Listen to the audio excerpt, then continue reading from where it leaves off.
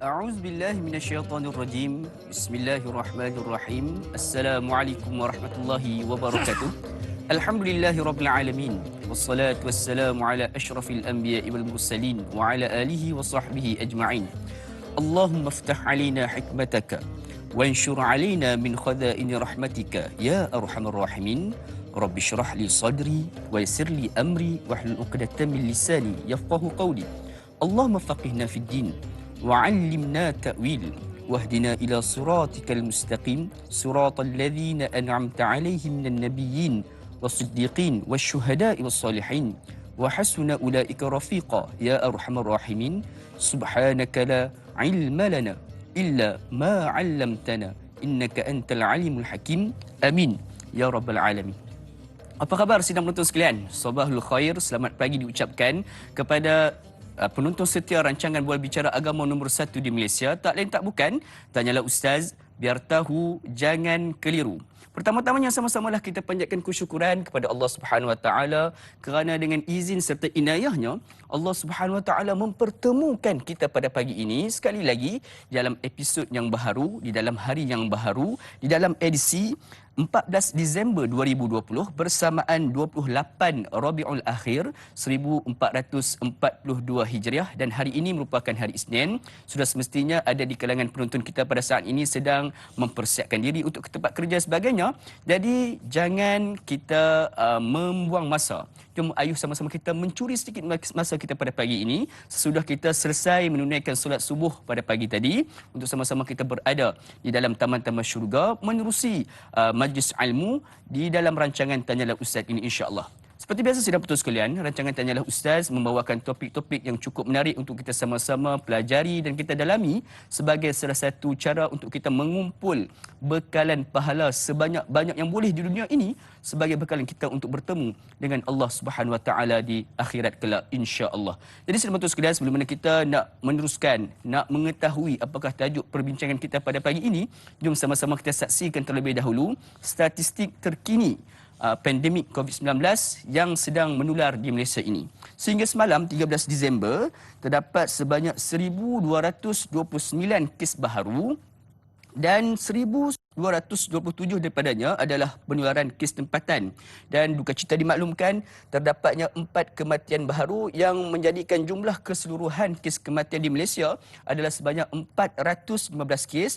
Dan sidang penonton sekalian, pada saat ini sehingga ke saat ini terdapatnya sebanyak 13,667 kes aktif dan keboleh jangkitan. Jadi sebagai rakyat Malaysia yang berdisiplin, ayo sama-sama kita terus menekankan prosedur operasi standard ataupun SOP. Sama-sama kita terus mengikuti SOP tersebut agar dengan disiplin yang kita tunjukkan, insya-Allah suatu hari nanti pasti kita akan mampu memutuskan sepenuhnya rantaian penularan COVID-19 ini, insya-Allah. Jadi sidang penonton sekalian, seperti biasa rancangan Tanyalah Ustaz akan membawakan topik-topik yang cukup baik untuk sama-sama kita dalami dan kita pelajari. Dan pada pagi ini topik yang cukup penting berkaitan dengan akhlak, berkaitan dengan adab, iaitu tajuknya adab berbeza pandangan. Seperti biasa sidang penonton sekalian, kita hidup kat dunia ni, kita tak boleh nak rasakan bahawa pandangan kita saja yang benar. Sudah semestinya ada juga pandangan-pandangan yang lain yang perlu kita sama-sama hormati. Jadi ini yang kita akan sama-sama teladani dan kita akan sama-sama pelajari. Jadi adakah salah untuk kita berbeza pandangan? Itu semua kita akan tanya dan ajukan kepada panel jemputan kita pada pagi ini yang berbahagia Al-Fadhil Ustaz Dr. Nizam Abdul Kadir. Assalamualaikum Ustaz. Waalaikumsalam warahmatullahi wabarakatuh. Apa khabar Ustaz? Sihat? Alhamdulillah sihat. Alhamdulillah. Segak bergaya berbusana hijau pada pagi ini. Alhamdulillah. Jadi sidang penonton sekalian, seperti biasa sekiranya ada sebarang persoalan yang ingin diajukan kepada kami, bolehlah untuk hubungi secara terus di talian 1800 881677 ataupun boleh untuk meninggalkan soalan anda di ruangan komentar di bawah gambar poster di Facebook rasmi kami di Tanyalah Ustaz TV3, insya-Allah. Jadi jom tanpa masa lagi kita naklah mendengar sedikit tausiah ataupun mukadimah pendahuluan awal daripada yang berbagai doktor berkaitan dengan tajuk yang kita akan sama-sama dalami pada pagi ini, adab berbeza pandangan. Silakan doktor. Bismillahirrahmanirrahim. Assalamualaikum warahmatullahi wabarakatuh. Assalamualaikum. Alhamdulillahi Rabbil Alamin. Allahumma salli ala Muhammad wa ala alihi wa sahbihi ajma'in. Subhanaka la ilma lana illa ma 'allamtana innaka antal alimul hakim. Rabbi shrah li sadri wa yassir li amri wahlul 'uqdatam min lisani yafqahu qawli, amma ba'. Kasih Da'i Luqman, muslimin muslimat, sidang, penonton, pendengar, moga-moga kita dirahmati Allah Subhanahu wa taala. Manusia ni dia banyak fikiran, dia banyak kefahaman. Manusia dia ada pelbagai kefahaman, pelbagai pemikiran. Walaupun kita katakan rambut sama hitam, tetapi hati lain-lain. Ya, rambut sama hitam, hati lain-lain. Maka begitulah kehidupan kita, akan wujud perbezaan pandangan, akan wujud kelainan pendapat, dan bagaimana kelainan pandangan ini, perbezaan pandangan, perbezaan pendapat ini perlu kita tangani dengan adab, ya, dengan kesopanan, ya. Apabila kita hidang adab, maka kita akan saling label-melabel, tuduh-menuduh di antara satu sama lain, sesat menyesatkan, bahkan sampai kepada satu tahap kafir-mengkafir di antara satu sama lain. Ya? Maknanya saya tuduh Da'i Luqman sesat, kafir. Da'i Luqman pun marah kat saya, Ustaz Nizam sesat, kafir. Jadi kita dua-dua sama kafir. Kan? Ya. Kita gurau-gurau juga, senyum-senyum, ya. Tapi benda sebenarnya besar, ya. Bila kita dah tidak beradab, kita sampai kepada tahap label, kutuk mengutuk, sesat menyesatkan, kafir mengkafir di antara satu dengan yang lain. Jadi sebab itulah kita perlu mempunyai adab dalam berbeza pandangan. Para ulama mereka berbeza pandangan, tetapi mereka beradab. Ya. Sebab itu bila kita baca kitab-kitab para ulama yang mu'tabar, kitab ulama yang besar, kita akan rasa ketenangan. Sebab walaupun ada perbezaan pandangan, tetapi cara dia memberikan pandangan dia, dan pada masa yang sama ulama ni dia menghargai, menghormati pandangan ulama-ulama yang tidak sependapat dengan dia. Misalnya kalau kita baca kitab Ibnu Qudamah Al-Mughni, Imam Ibnu Qudamah dalam mazhab Hanbali, ya. Ini kitab mazhab Hanbali, tetapi dia sebutkan perbezaan pandangan 4 mazhab. Maka dalam kitab Mughni Ibnu Qudamah dia sebut mazhab Hanafi, dia sebut mazhab Syafi'i, dia sebut mazhab Maliki, dan dia sebut mazhab Hanbali, dan dia menangkan mazhab Hanbali. Dia menangkan, tidak ada masalah. Yang menariknya bila disebutkan qala Ahmad bin Hanbal, berkatalah Imam Ahmad bin Hanbal, haruskah haram ini? Wa qala Syafi'i, dan Imam Syafi'i pula kata tak sama dengan Imam Ahmad. Wa qala Malikun, dan Imam Malik kata gini. Kemudian dia kata wa dalilus Syafi'i hadithu kadza wa kadza. Dalil bagi Imam Syafi'i adalah hadis demikian. Wa dalilu Malik, dan hadis dalil Imam Malik. Kenapa Imam Malik kata macam ni? Hadis dia demikian. Wa dalilu Hanafiyah, Imam Abu Hanifah sebagai contoh, hadisnya demikian, qiyasnya, ijma'nya. Dan dia kata wa daliluna raddan 'ala Syafi'i wa Malikin wa Abi Hanifah. Dalil kami pula nak jawab bagi Imam Syafi'i, bagi Imam Malik, bagi Imam Abu Hanifah hadis ni. Kami pegang hadis ni. Tapi kita nampak kesopanan, ya, yang ditunjukkan oleh para ulama besar seperti Al-Imam Ibnu Qudamah rahimahumullahu ta'ala. Jadi kita tak ada rasa pandangan kita tu taklah betul sangat. Kan? Sebab bila kita baca kitab yang lain, kita baca kitab Al-Majmu' Imam Nawawi, seorang ulama dalam mazhab Syafi'i, dia sebut 4 mazhab juga. Dan dia lebih menangkan mazhab Imam Syafi'i, tapi dia sebut dengan sopan. Hanafi kata apa, Maliki kata apa, dalil kami yang ni. Kan? Jadi cantik. Jadi bila kita tengok cara para ulama dulu, maka tidak ada masalah. Berbeza pandangan, tapi saling hormat menghormati, saling kasih sayang kerana Allah Subhanahu wa taala. Jadi yang ni yang kalau kita boleh terapkan, kita boleh pupuk, suburkan dalam masyarakat, berbeza pandangan tetapi dalam kerangka adab. Wallahu a'lam. InsyaAllah. Jadi sebenarnya dalam perbezaan pandangan ini pun perlukan ada satu keharmonian, di mana kita tak bolehlah nak mengatakan kita saja dan kita nak menyesatkan pula pandangan-pandangan lain. Terima kasih Doktor di atas pendahuan awal, satu pencerahan yang cukup baik bagi kita bersama untuk kita sama-sama ambil intipatinya, insya-Allah. Jadi Doktor boleh untuk kita raikan soalan-soalan pertanyaan kita, insya-Allah. Jadi sila penonton sekalian, jom sama-sama kita raikan soalan-soalan sahabat kita. Yang pertama daripada sahabat kita Tuan Wak Doj. Assalamualaikum Ustaz, da'i, kru-kru program Tanya Ustaz dan sahabat-sahabat. Waalaikumsalam warahmatullahi. Zaman dulu, ulama-ulama berbalas-balas menulis kitab menyanggah pendapat ulama-ulama lain tentang hukum atau makna sesuatu perkara. Kebelakangan ini terlihat ada di antara ustaz-ustaz dan ulama-ulama berbalas pandangan dan pendapat dalam pelbagai media sosial hingga menimbulkan perbahasan hangat antara mereka dan pengikut di bahagian komen-komen media tersebut. Bagaimanakah adat sebenar yang patut diikuti dalam memberi pandangan? Daripada Wadruj, daripada Yong Peng, #biar tahu jangan keliru. Ini adalah perkara isu semasa. Ya. Baik, saya berpendapat bahawa ia sesuatu yang baik, ya, sesuatu yang harmoni bila kita bagi satu pandangan, ya, kita bincang, kita ulas, kita kupas, ya. Tidak ada masalah. Saya pun pernahlah update jugalah beberapa perkara. Misalnya saya update dalam media sosial, Facebook tentang zikir kalimah Allah, ya. Jadi pandangan saya harus kita nak kata Allah, nak sebut Allah, nak zikir Allah, Allah. Adalah yang sokong, ada yang bakang tak setuju. Tidak ada masalah. Tapi yang terasa sangat tu bila kata ustaz tak faham bahasa Arab, ustaz tak faham Quran, tak faham usul fiqh. Yalah, saya pun taklah berapa faham sangat kan. Tapi bila kata bila kita tengok komen-komen tu kataan bodoh kan. Macam-macam, itu yang kita tak seronok. Bila bincang dengan keadaan yang baik, keadaan yang elok, ya, tidak ada masalah. Pandangan saya macam ni, boleh jadi salah, boleh jadi betul. Awak punya pandangan macam ni tak setuju, tidak ada masalah, kan?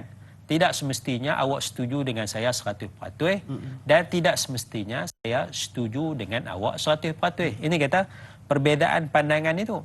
Tapi bila kita balas-membalas tanpa adab, ya. Macam soalan kata menimbulkan perbahasan hangat, ya. Komen-komen, ya. Kalau yang positif tu alhamdulillah, tapi komen-komen negatif bila hangat ni dia jadi masalah lah. Kan? Gaduh lah. Jadi hangat naik jadi hangit pula kan. Jadi bergaduh dan sebagainya. Ini yang kita sebutkan awal tadi, tuduh menuduh, label melabel dan sebagainya. Last sekali dia chop dah. Dia chop dah. Orang ni kumpulan mana. Jadi ini sesuatu yang tidak baik, ya, tidak baik. Jadi kita tak seronok. Jadi saya pun bila kadang ini tak seronok lah, kan. Nak sampaikan sesuatu, kita nak bahas, boleh tak nak sebut. Orang nak sebut kalimah Allah, kan. Ulama menyatakan harus, bahagian besar ulama menyatakan harus. Ulama taklah kata inilah yang terbaik, lebih baik dari kata la ilaha illallah. Ulama kata la ba'sa, tidak mengapa. Ulama mengatakan jawaz, harus. Perkataan harus, perkataan tidak mengapa tu kan. Perkataan tu kalau kita faham elok-elok, bukan nak mengatakan yang perkataan ni yang terbaik. Yang terbaik tu yang sempurnalah. La ilaha illallah, subhanallah, itu jelas makna dia kan. Tapi harus ni dia begitu luas dalam agama kita. Jadi ada orang tak ada masalah, tak ada masalah. Kalau tak setuju kata Allah, tak payah kata Allah lah. Tak payah kata. Awak kata la ilaha illallah. Saya kata dua-dua. La ilaha illallah pun saya kata, Allah pun saya kata, Allahu akbar pun saya kata, Allah pun saya kata, subhanallah pun saya kata, Allah pun saya kata. Daripada mengeluarkan perkataan-perkataan lain yang tak sepatutnya. Ya. Perkataan yang lain tak. Saya duk sebut da'i Luqman kan. Sehari 300 kali Luqman. Ada pahala ke tak ada pahala? Tidak. Kan? Allah duk dada rasa penat Allah, kan. Dapat berita yang mengejut Allah. Tengok statistik Covid Allah. Banyak kan. Kita terkejut kan. Jadi itu yang kita barang jatuh pun Allah jatuh, bukan Allah yang jatuh. Allah jatuh, barang jatuh kan. Jadi maknanya orang yang sebut Allah tu bagi saya dia dalam hati dia ni dia kuat ingatan kepada Allah. Jadi apa pun Allah ya. Itu kita harus. Jadi ini kadang-kadang sampai nak kutuk mengutuk dan sebagainya. Jadi inilah maknanya tugaslah ya, tugas kepada ahli ilmu lah ya. Tugas kepada ahli ilmu ni kalau ada sampai tahap begitu, saya ingat kita kena berhentilah, stop sekejap tajuk tu, kita buka tajuk yang lain pula. Dan kena bagi emoji sikit, bagi senyum sikit. Saya punya pandangan lawak sikit ke apa kan. Kita nak sejukkan sikit keadaan itu ya. Wallahu a'lam. InsyaAllah. Jadi sidang penonton sekalian, ilmu perlu disulamkan dengan adab, dan adab ini mengharmonikan ilmu yang kita dapat. Sebab itulah tidak menjadi satu kepelikan sekiranya suatu ketika dahulu para ulama mereka mendalami ilmu berkaitan dengan adab terlebih dahulu sebelum mana mereka mendalami ilmu-ilmu berkaitan dengan hukum dan sebagainya. Jom sama-sama kita memperbaiki adab dan juga akhlak kita di dalam berbeza pandangan ataupun mengeluarkan pandangan. Jangan sampai kita menolak dan tidak mahu menerima langsung pandangan daripada orang-orang yang lebih faqih ataupun lebih berilmu daripada kita, insya-Allah. Jadi sidang penonton sekalian, mudah-mudahan banyak persoalan daripada Wak Doj sebentar tadi. Jom sama-sama kita naraikan soalan berikutnya daripada Puan Nur Hayati Ismail. Assalamualaikum Ustaz dan Da'i serta kru, tanyalah Ustaz. Waalaikumsalam warahmatullahi.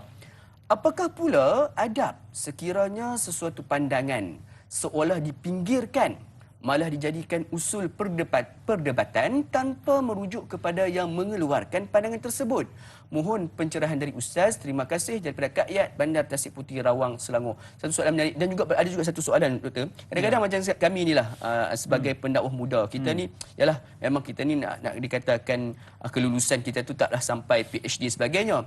Tapi kadang-kadang kita ada sedikit ilmu yang kita ingin keluarkan, yang kita ingin kongsikan. Tapi kadang-kadang juga sama, dihentam. Kata, tak boleh. Sedangkan kita mengeluarkan satu dalil yang kuat. Pandangan Doktor. Baik, bismillahirrahmanirrahim ya. Kita mempunyai kebebasan untuk berpendapat ya, kebebasan untuk bersuara, dan ini dijamin di dalam Perlembagaan Persekutuan Malaysia ya. Maka cuma janganlah sampai dia adalah sekatan-sekatan tu ya, kebebasan bersuara tetapi tidaklah mutlak. Maksudnya tidak mutlak ni, janganlah kita bebas bersuara sehingga kita berbohong ya. Janganlah kebebasan bersuara itu sehingga kita memfitnah seseorang. Janganlah kebebasan bersuara kita itu sehingga kita membawa ucapan kebencian, hate speech, kebencian, ataupun kita menyemarakkan perkauman ya, ataupun kita menghina agama-agama yang lain ya, sampai tahap yang sebegitu. Maknanya kalau kita melihat adab di dalam Al-Quranul Karim, saya nak sebut yang paling tinggilah sebagai contoh ya. Sebagai seorang Islam ya, seorang yang beragama Islam, saya yakin sepenuhnya bahawa Islam adalah agama benar. Ya, tidak ada kebenaran dalam agama-agama yang lain. Ini i'tiqad saya, akidah saya. Saya tidak ada dalam ruang hati saya, agama lain pun benar juga kan. Tak boleh ya. Ini keyakinan kita sebagai seorang Muslim.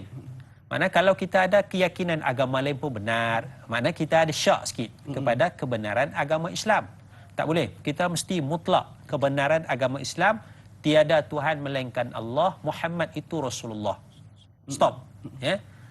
Tetapi adakah keyakinan ini mengharuskan kita untuk menghina agama yang lain?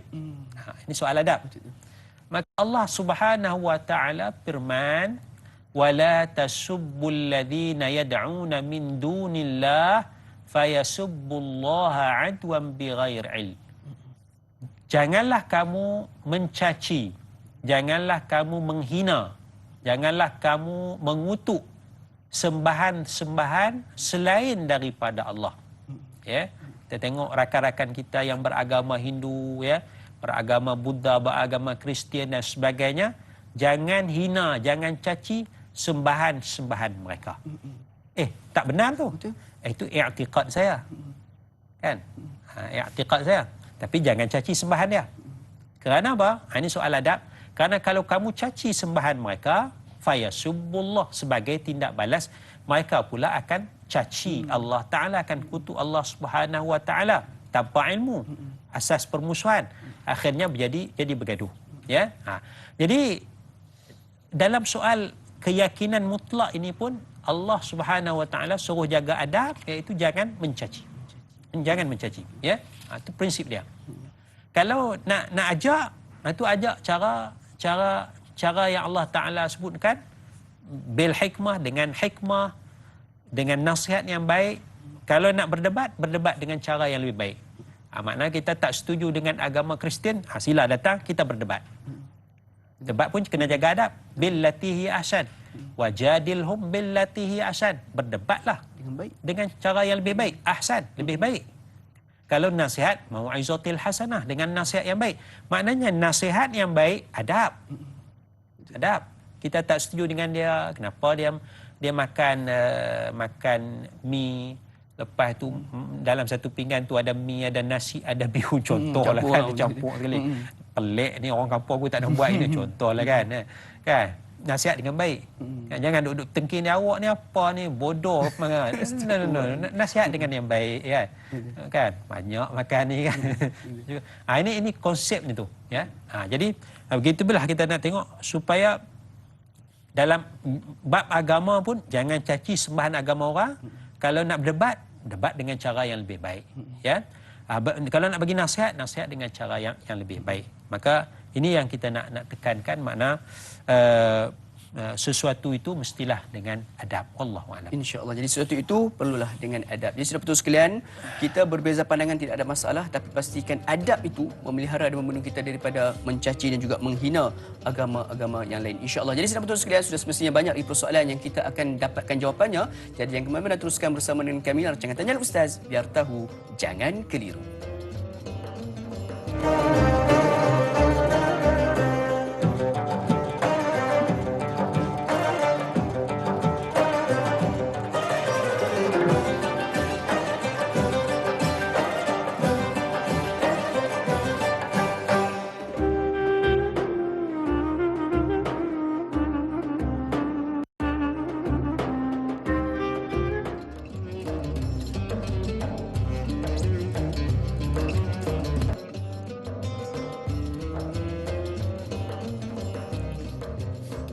Alhamdulillah, sedang penonton sekalian, kembali kita bertemu, bermesra, berukhuwah pada pagi ini menerusi rancangan Tanya Ustaz, biar tahu, jangan keliru. Sama-sama kita membincangkan, sama-sama kita mendalami, mengambil sedikit ilmu berkaitan dengan adab berbeza pandangan. Suatu benda yang sekarang ini sebenarnya semakin membimbangkan kita disebabkan dengan kewujudannya pula media-media sosial, maka perbalahan disebabkan oleh berbezanya pandangan ini semakin memuncak, semakin bertambah.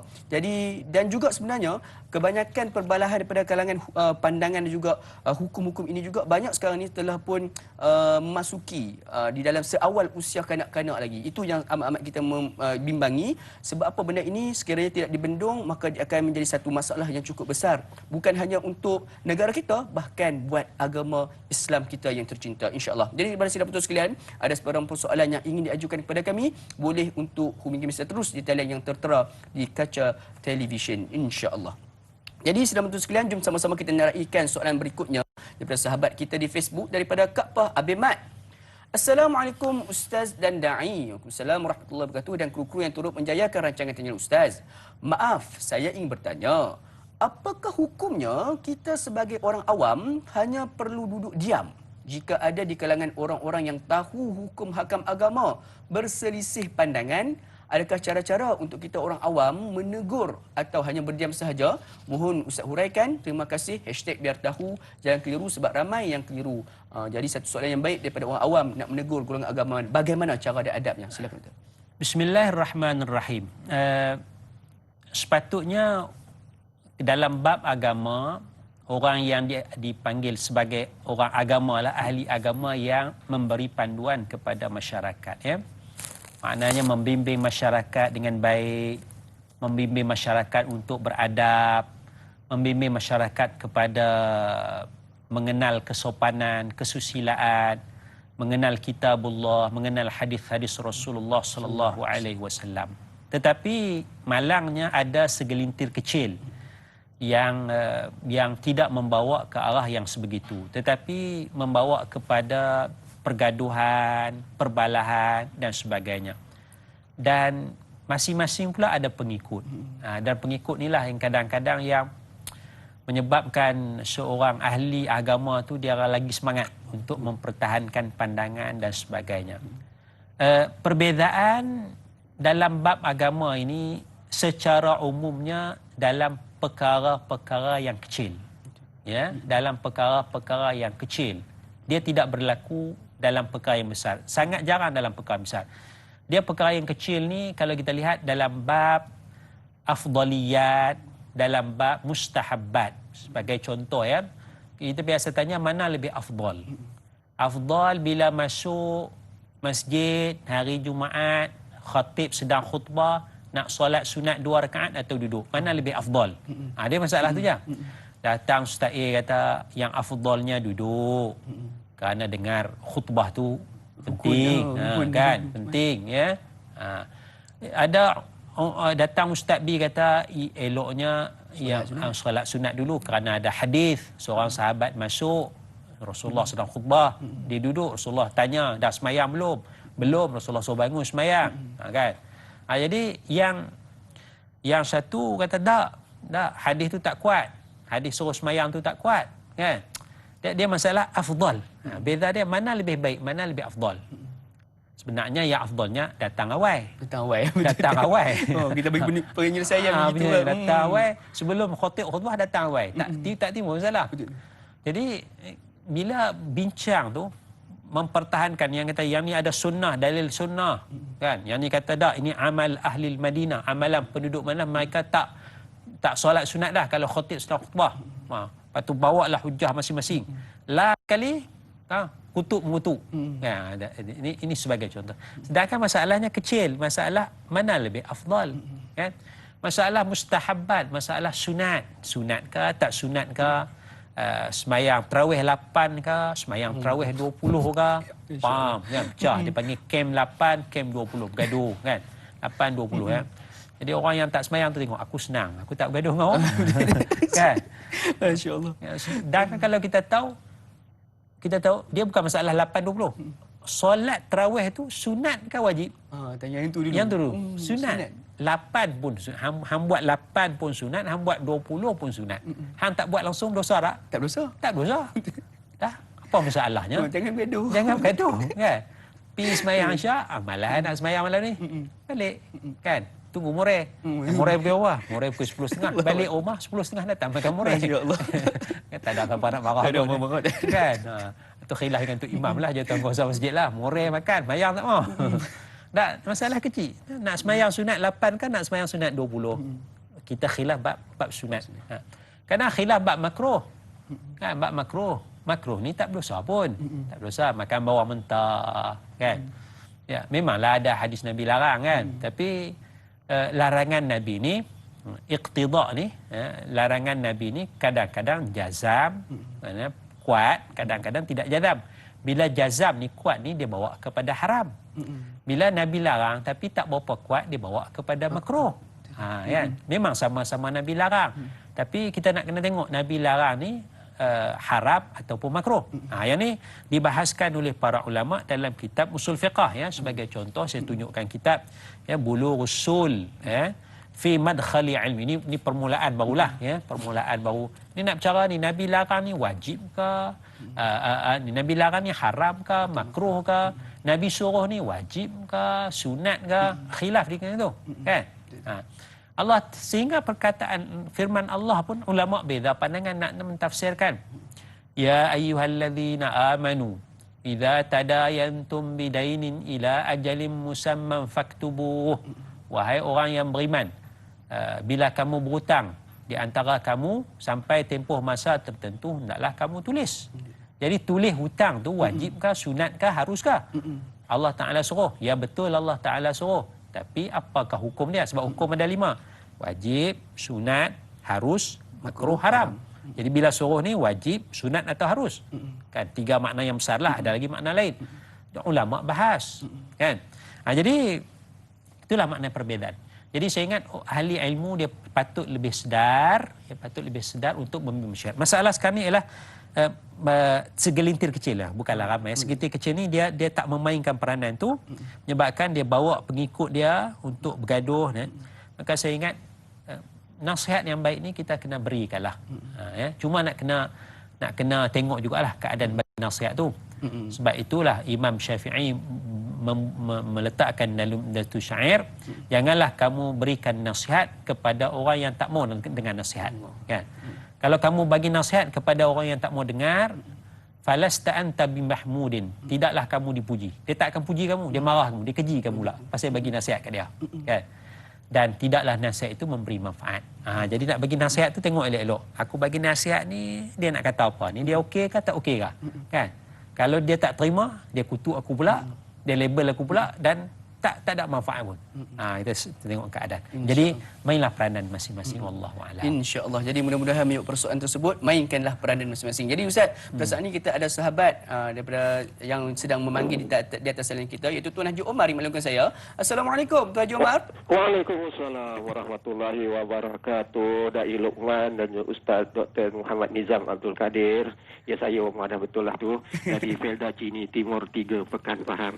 Assalamualaikum Dr. dan Da'i. Assalamualaikum warahmatullahi wabarakatuh. Apa khabar Tuan Haji Omar pagi ni? Alhamdulillah, saya sehat. Sehat orang tua biasalah, Da'i. Allah, insyaAllah. Saya tak macam orang muda macam Da'i. Saya pun akan masuk ke fasa tu insyaAllah Tuan Haji Omar.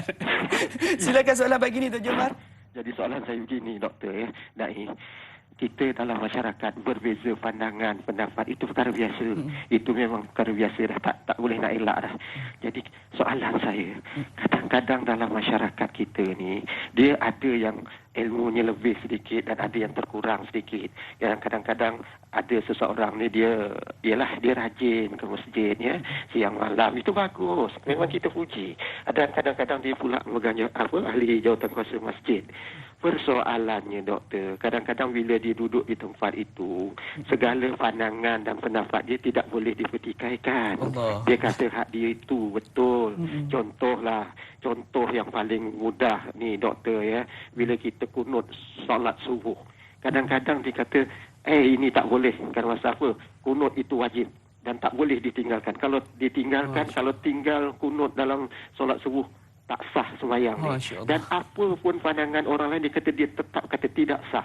Mengatakan dia tu lebih, ilmunya terlebih sedikit lah. Dia syok sendiri Doktor. Dia rasa diri dia tu dah tinggi ilmunya, tidak boleh dipertikaikan. Dan kalau ada orang Melayu kata, pepatah Melayu kata, dia tetap menegakkan benang yang basah. Walaupun orang lain mengatakan itu ada sebagai khilaf saja. Yang buat kata Doktor tadi, khilaf ini berbeza pandangan.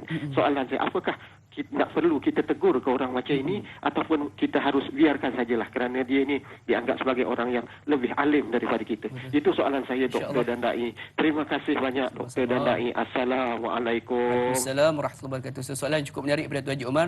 Jadi Doktor, berkaitan dengan orang yang merasakan dirinya seolah-olah ilmunya tinggi sehingga masuk ke golongan SS ataupun syok sendiri. Jadi apakah sebenarnya pendekatan kita dalam nak menasihati segolongan ini? Silakan. Baik, bismillahirrahmanirrahim ya. Konsep dia ialah nasihat tu yang baik, mau'izatil hasanah satu. Yang kedua, perkataan Imam Syafi'i itu bagi nasihat ya kepada orang yang mau menerima nasihat ya. Jadi kita kena tengok keadaan dia. Agak-agak masa kita bagi nasihat ni dia boleh terima ataupun tidak. Sebab ialah betul lah kadang-kadang pandangan dia tu salah. Pandangan dia tu salah. Misalnya dia kata kunut tu wajib, kunut solat subuh ni Allah mahdini Allah mahdina ni, kalau tak baca doa kunut dalam sembahyang subuh tak sah sembahyang sebab rukun, katanya dia kata. Kita duk mengaji, tak betul ni. Tapi dia tidak memberi mudarat pun. Maknanya kita biarkan dululah dia dengan pandangan dia. Sebab memang kita baca doa kunut. Cuma dia punya i'tiqad yakin jadi wajib. Jadi kita i'tiqad benda tu sunat, kan? Dan kita tahu ada khilaf, perbezaan di kalangan para ulama. Sama ada sunat, ada khilaf wajib. Masyarakat kita majoritinya memang sembahyang subuh baca doa kunut. So kita biarkan dulu. Kan? Kita tengok. Sebab memang kita buat. Kita buat. Kita tersedut ganggu kan? Lama-lama kita berkawan dengan dia, dia jadi pengurusi masjid, kawan dengan dia kan. Kita sembang, tengok, kita beli buku kan, cara bab doa qunut Oh, ya, kita tunjuk ni kan imam Jumpa ni. ni apa imam apa yang kita tak ada, Imam Abu Hanifah kan. Imam Abu Hanifah Hanifah betul. kan, Imam Ahmad bin Hanbal kan, anak murid Imam Syafi'i. Oh, dia kata tu anak murid Imam Syafi'i, aku ikut Imam Syafi'i. Contoh. Kita gelak-gelak gitu ya. Dia benda tu tidak memudaratkan. Sebab dalam dia jawatan kuasa masjid, dia kata wajib doa qunut. Memang kalau kata wajib ke sunat kan memang kita baca doa qunut. So kita ambil masalah. Tak kacau. Ya. Itu keadaan sebab dia antara afdal, mana afdal, khilaf dia mana sunat ke tak sunat kan. Jadi ambil masalah konsep. Tapi kalaulah benda yang dia pandangan dia tu benar-benar salah. Benar-benar salah. Tapi dia rasa betul. Dia kata apa ni, Kunut jugalah, tapi kunut ni memang tak boleh buat. kunut tu tak boleh buat. Yang ni mungkin akan jadi isu dalam masyarakat, kan? Yang mana selama ni masyarakat baca doa kunut, dia dipilih jadi penguasa.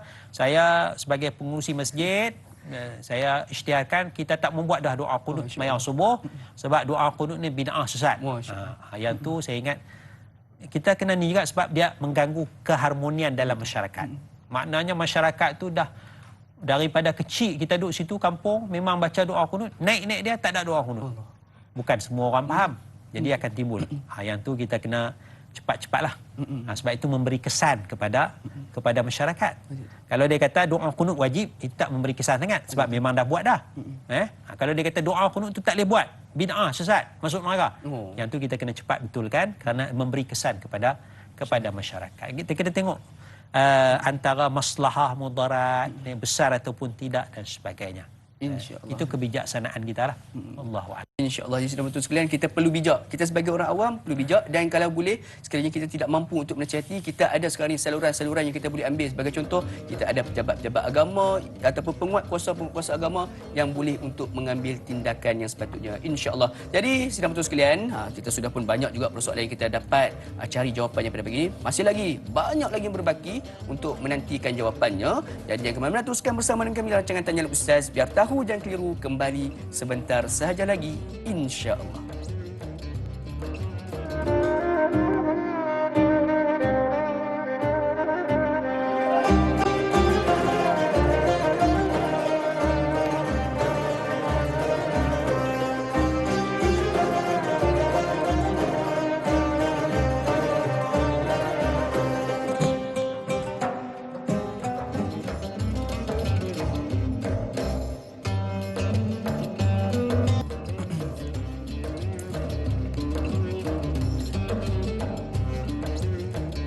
Alhamdulillah, sidang penonton sekalian, kembali kita bertemu pada pagi ini rancangan Tanyalah Ustaz, biar tahu jangan keliru, membincangkan, berbual, mencari jawapan di sebalik persoalan-persoalan berkaitan dengan tajuk kita, adab berbeza pandangan. Jadi pada sidang penonton, ada sebarang persoalan yang diajukan pada kami, boleh untuk mengisi terus di talian tertera di kaca televisyen anda. Dan kepada sahabat-sahabat, saudara serumpun kita yang pada saat ini sedang menyaksikan, menerusi live Facebook kita pada pagi ini, jangan lupa untuk jalankan dan laksanakan tanggungjawab kita bersama di dalam menyebar luaskan ilmu yang kita dapat pada pagi ini kepada seberapa ramai yang boleh, kepada kawan-kawan, sahabat anda, ahli keluarga kita, dengan menekan butang kongsi. Dan sekiranya ada sebarang persoalan yang ingin diajukan kepada kami, jangan diajukan menerusi ruangan komentar di live Facebook, tapi keluar sebentar, scroll ke bawah, nampak gambar poster saya bersama dengan yang berbahagia Dr. Nizam kita, boleh untuk bertanyakan soalan anda yang cukup menarik di ruangan komentar di bawah gambar poster tersebut. InsyaAllah sama-sama kita dapatkan jawapannya, insyaAllah. Jadi sila betul sekalian, jom sama-sama kita naraikan soalan berikutnya daripada salah seorang penonton setia kita, iaitu Kak Sabah daripada Facebook. Assalamualaikum warahmatullahi wabarakatuh. Waalaikumsalam warahmatullahi. Adab berbeza pandangan. Jika ada perbezaan pendapat ataupun pandangan di kalangan para ulama, adakah sebaiknya keluar daripada khilaf merupakan perkara yang dituntut, atau lebih cenderung kepada meraihkan mazhab dan keadaan setempat? Sebagai contoh, adab bersalaman di antara lelaki dan wanita yang bukan mahram mengikut mazhab Syafi'i adalah diharamkan, sementara mazhab yang lain mengharuskan. Mohon perkongsian ilmu. Terima kasih. Bagaimana Doktor? Silakan. Bismillahirrahmanirrahim. kaedah dia al-khuruju minal khilafi mustahabbun. Al-khuruju minal khilafi mustahabbun. Keluar daripada perbezaan adalah digalakkan. Ya, keluar daripada perbezaan adalah digalakkan. Ya. Itu yang diamalkan oleh para ulama. Ya. Kalau ada apa-apa masalah, mereka cuba lari daripada masalah khilaf tersebut. Ya. Keluar. Ya. Sebab nak jaga, kita kata, kesatuan, keharmonian. Ya. Satu lagi disebutkan dalam soalan meraihkan madhab dan keadaan setempat. Ini pun penting juga. Ya. Dalam kisah Imam Malik rahimahullahu ta'ala. Ini kisah bagaimana nak buktikan para ulama seperti Imam Malik, mereka meraihkan keadaan setempat. Ya. Apabila Imam Malik menulis kitab Al-Muwatta, kitab hadis Imam Malik, dan kitab itu tersebar dalam masyarakat, maka khalifah ketika itu membuat keputusan untuk menghapuskan kitab-kitab yang lain, pandangan-pandangan yang lain, dan nak pegang apa yang tertulis dalam kitab Imam Malik, Muwatta. Maknanya itu jadi dasar negara. Jadi kawasan-kawasan wilayah dalam khilafah ketika itu semuanya akan ikut pandangan Imam Malik, apa yang termaktub dalam kitab Muwatta. Maka cadangan ini diajukan kepada Imam Malik untuk dapat persetujuan daripada Imam Malik rahimahullahu ta'ala. Kita dengar jawapan daripada Imam Malik. Kata Imam Malik rahimahullahu ta'ala, maksudnya, janganlah tuanku melaksanakan cadangan itu. Imam Malik tak bagi. Sesungguhnya telah sampai kepada masyarakat pendapat-pendapat dan mereka telah mendengar hadis-hadis dan mereka menukilkan riwayat-riwayat. Maknanya Imam Malik di Madinah, di Mekah ada hadis dia, ada pandangan dia, ya, ada pendapat dia. Di Baghdad dah ada pandangan, ada hadis yang sampai kepada mereka. Di Kufah, di Damsyik dan sebagainya ada hadis, ada pandangan yang telah sampai Imam Malik di Madinah. Dan setiap kaum telah mengambil dengan apa yang telah sampai kepada mereka dan beramal. Orang Mekah dia ada hadis dia beramal dengan hadis tu. Orang Baghdad, orang Kufah, orang Damsyik, semua dah ada hadis masing-masing, dah beramal. Ada ulama-ulama masing-masing. Ulama Damsyik ada, ulama Kufah semua ada lah, kan? Ya. Sahabat-sahabat lah. Sahabat-sahabat lah. Ya. Sahabat dan juga tabi'in, kerana Imam Malik tabi'in. Jadi mereka ikut hadis dan mereka ikut orang yang bawa hadis tu ialah sahabat dan tabi'in. Ya. Dan tabi'in, orang yang wara', sahabat dan tabi'in, orang yang bertakwa. Maka kata Imam Malik, fada'in nasa wa ma alaihim wa ma hum alaihi wa makhtara kullu baladin li anfusihim atau kama qala, ya. Tinggalkanlah manusia, biarkanlah manusia dan apa yang mereka ada, mereka beramal tu. Tiap-tiap balad, tiap-tiap kawasan tu bagi negeri mereka. Mereka pilih pandangan mana mereka nak. Ya. Dan mereka pilih pandangan tu bukan berdasarkan hawa nafsu.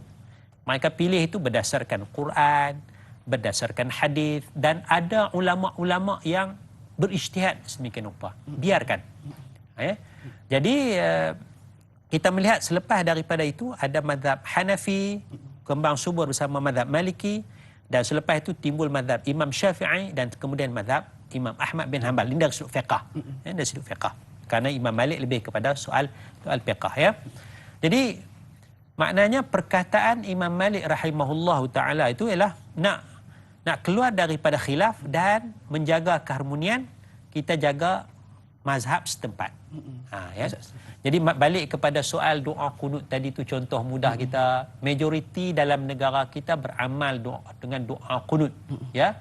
Kita dah beramal lama dah. Ada dalil daripada hadis Nabi sallallahu alaihi wasallam dan ada ulama yang berijtihad demikian rupa. Hadis daripada Bara bin Azib radhiyallahu anhu, anna an-nabiy sallallahu alaihi wasallam kana yaqnutu fi salatil fajr wal maghribi.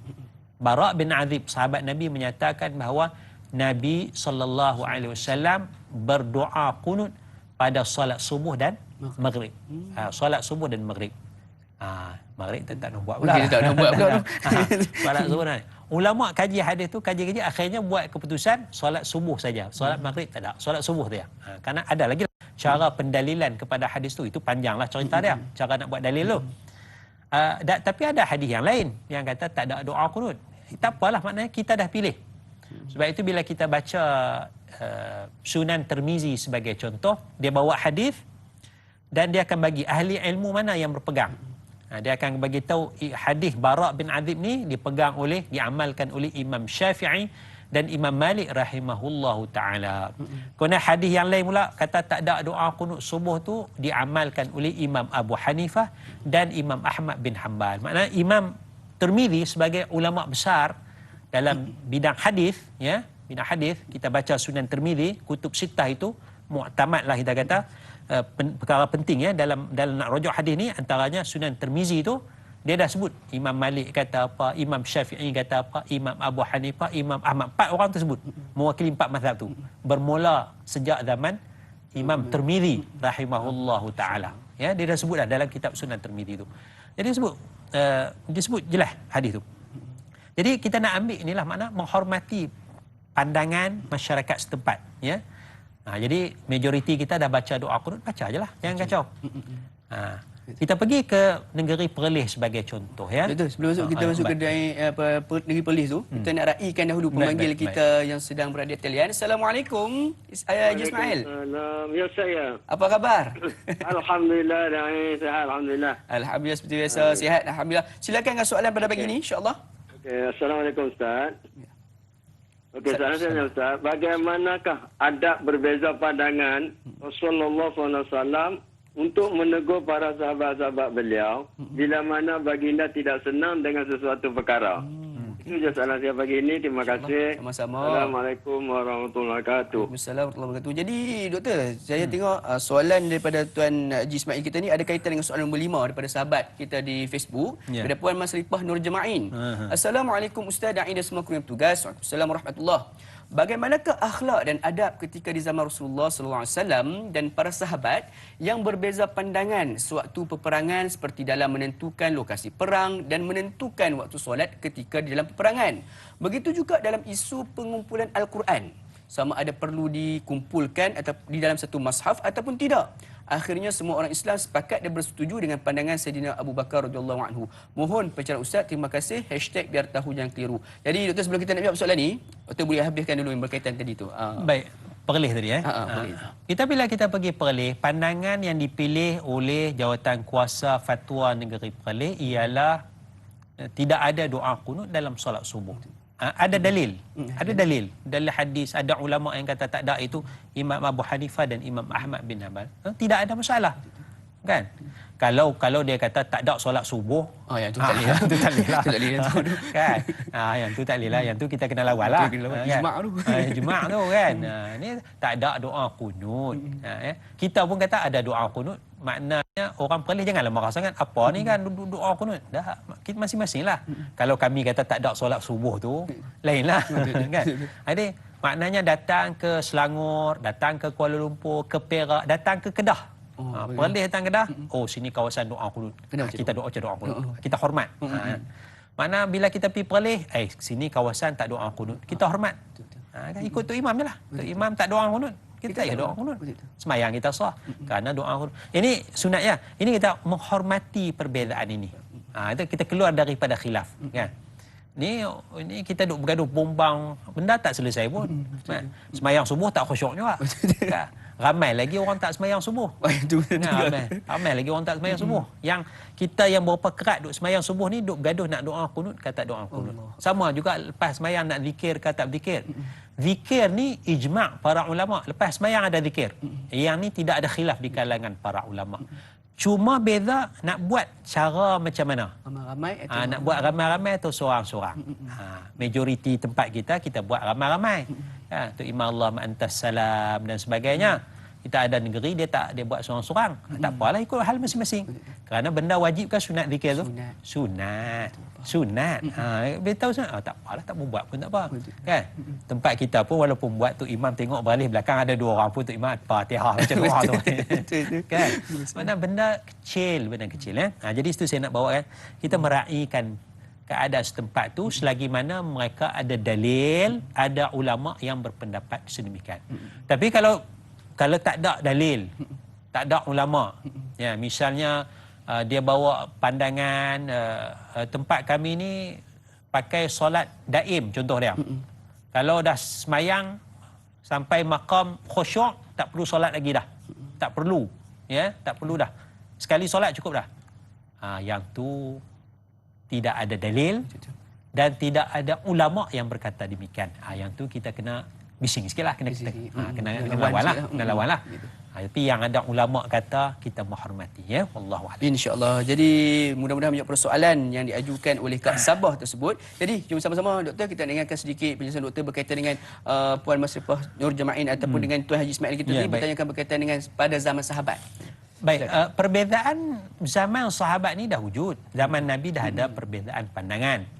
Misalnya Nabi SAW bersabda kepada para sahabat ni dalam peristiwa Bani Quraizah, ya. Lepas sembahyang Zuhur kalau tak salah. Lepas sembahyang Zuhur Nabi sabda la yusalliyanna ahadukumul asra illa fi Bani Quraizah. Janganlah seseorang kamu sembahyang asar, jangan sembahyang asar. Melainkan tempat nak sembahyang asar tu di perkampungan Bani Quraizah. Ya. Maka sahabat pun berlomba-lomba lah segera pergi ke, sebab nak kejar masa kan. Zaman dulu bukannya kenderaan, kereta jalan pun payah kan. Kejarlah masing-masing. Ada yang bila sampai tu asar dah masuk. Tapi tak sampai lagi kampung tu. Tadi Nabi kata, janganlah kamu sembahyang asar melainkan di kampung Bani Quraizah. Sekarang asar dah masuk. Kita boleh sampai lagi, nak sembahyang ke tak sembahyang? Maka sahabat beza pandangan. Sebahagian sahabat kata kita pegang kata-kata Rasulullah semayang di Bani Quraizah. Lambat pun tak apa. Maka sebahagian sahabat ni mereka tak semayang asar, mereka teruskan perjalanan. Sebahagian sahabat kata tak, Rasulullah bukan maksud macam tu. Bukan jazam. Bukan jazam itu, bukan maksud itu, bukan zahir. Rasulullah nak suruh kita segera. Tapi dah asar masuk, nak buat macam lebih kurang begitulah. Kita semayanglah dulu, kan? Maka sebahagian semayang dulu, lepas semayang baru pergi. Sini benda ni disampaikan kepada Rasulullah. Sahabat beza pandangan nak faham hadis Rasulullah ni, nak beramal. Satu kumpulan sahabat mereka tak sembahyang asar, mereka teruskan perjalanan. Satu kumpulan sahabat mereka sembahyang dulu baru teruskan perjalanan. Maka Rasulullah tidak mencela mana-mana sahabat. Maksudnya perbezaan pandangan tu dah wujud. Cara nak faham tu, ya. Maka begitulah dalam banyak masalah, ya, masalah pengurusan dunia dan sebagainya, ya. Perbezaan itu sebenarnya telah wujud, ya. Ada benda yang soal dunia sebagai contoh, beza juga. Misalnya Rasulullah sabda kepada sahabat supaya bab pertanian sebagai contoh, ya. Rasulullah ni bukan orang pertanian, bukan orang yang, sebab Rasulullah ni orang Mekah, anak Mekah. Anak Mekah ni dia tempat yang tidak ada tanaman. Biwadin ghairi zi zar'in, di satu lembah yang tidak ada tanaman, Mekah. Jadi Rasulullah ni knowledge dia, ilmu tentang pertanian ni maknanya macam orang yang nilah, kan? Kurang sikitlah. Tapi Rasulullah tengok sahabat-sahabat di Madinah yang memang tempat tanaman, mereka buat tak tahulah tut ke apa, wallahu a'lam, kan. Rasulullah cadang cara yang lain. Ini perbezaan, kan. Sahabat pun dengar cakap Rasulullah, ya, buat apa yang Rasulullah suruh, maka hasilnya tidak menjadi. Maka disampaikan kepada Rasulullah sallallahu alaihi wasallam, Rasulullah kata antum a'lamu bi amri dunyakum. Kamu lebih tahu dengan urusan dunia kamu. Ya, urusan dunia serahlah kepada kamu. Baik, begitu juga dalam pengumpulan Quran, nak kumpul Quran kan. Kita baca dalam Sahih Bukhari, Abu Bakar nak kumpul sebab perang, banyak hafiz Quran meninggal dunia, terbunuh, ya. Bimbang Quran tu nak hilang, nak kumpulkan Quran. Sayyidina Umar tanya Sayyidina Abu Bakar, macam mana kamu nak buat benda yang Rasulullah tak buat, kan? Sayyidina Abu Bakar kata benda ni baik. Sayyidina Umar tanya lagi, itu perbincangan tu, ya. Dan akhirnya mereka puas hati, convince dengan hujah yang dibawa oleh Sayyidina Abu Bakar As-Siddiq radhiyallahu anhu, dan akhirnya dapatlah dikumpulkan Al-Quranul Karim. Jadi maknanya perbincangan tu kena ada, dan keputusan yang dibuat itu mestilah dihormati. Maknanya keputusan Abu Bakar sebagai ketua. Maka kaedah dia, ra'yul imami yarfa'ul khilafah. Keputusan yang dibuat oleh pemerintah mengangkat perbezaan pandangan. Ya, itu konsep dia. Ya. Kita bang bincang-bincang ustaz nu kata begini ni, pak pemerintah buat keputusan. Dalam bab agama ni mufti buat keputusan. Ya, mufti buat keputusan, pejabat agama. Ya, maka kita okeylah, tak apalah. Ikutlah mufti. Kita ikut. Kita ikut je. Selagi mufti tak buat keputusan, kita bincang dulu. Bincang. Mufti buat okey, cukup. Kan? Sah tak sembahyang Jumaat 12 orang ni? Kan? Mazhab nu kata begini, bincang. Pak keluar daripada mufti kata semayang Jumaat hendaklah 12 orang. Boleh buat. Okeylah, cukuplah. Tak duduk bincang panjang lah. Dia senang je. Mazhabul awam, mazhabul mufti. Mazhab kita orang awam ni, mazhab mufti. Selagi mufti tak keluar pendapat, keputusan, kita bombang dulu. Mufti kata, okey, cukuplah. Dia kaedah dia nak jaga keharmonian. Wallahu a'lam. InsyaAllah. Jadi itulah di antara kebaikan wujudnya Majlis Fatwa Kebangsaan di Malaysia untuk mengeluarkan kita semua dan mengharmonikan sebenarnya negara Malaysia kita yang tercinta ini, insya-Allah. Jadi sedang betul sekalian, banyak persoalan-persoalan yang masih lagi menantikan jawapannya. Sudah semestinya kita mahukan jawapannya. Jadi jangan ke mana-mana, teruskan bersama dengan kami dalam rancangan Tanya Ustaz biar tahu jangan keliru. Bertemu semula sebentar sahaja lagi, insya-Allah.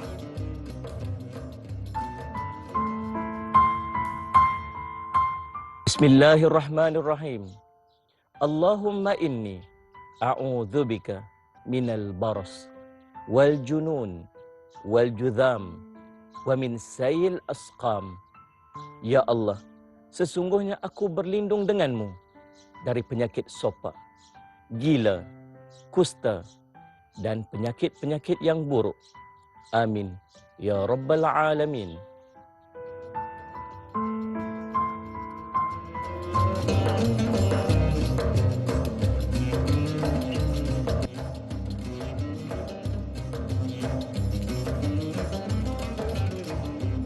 Alhamdulillah, sedang betul sekalian, kembali kita bersiaran langsung pada pagi ini dalam rancangan Tanya Ustaz biar tahu jangan keliru, membincangkan topik berkaitan dengan adab berbeza pandangan. Mudah-mudahan pertemuan kita pada pagi ini membawa 1001 rahmat dan keberkatan pada Allah Subhanahu Wa Taala, dan mudah-mudahan apa sahaja yang kita dapat pada pagi ini jangan kita hanya sekadar didengar di telinga, bahkan kita doakan agar kita mampu untuk amalkan di dalam kehidupan seharian kita, insya-Allah. Amin ya rabbal alamin. Jadi sudah betul sekalian, jom sama-sama kita naraikan persoalan yang berikut daripada sahabat kita dari Facebook, daripada saudari Ida Fazari. Assalamualaikum Ustaz dan Da'i. Assalamualaikum warahmatullahi. Topik akhlak, tip berbeza pandangan.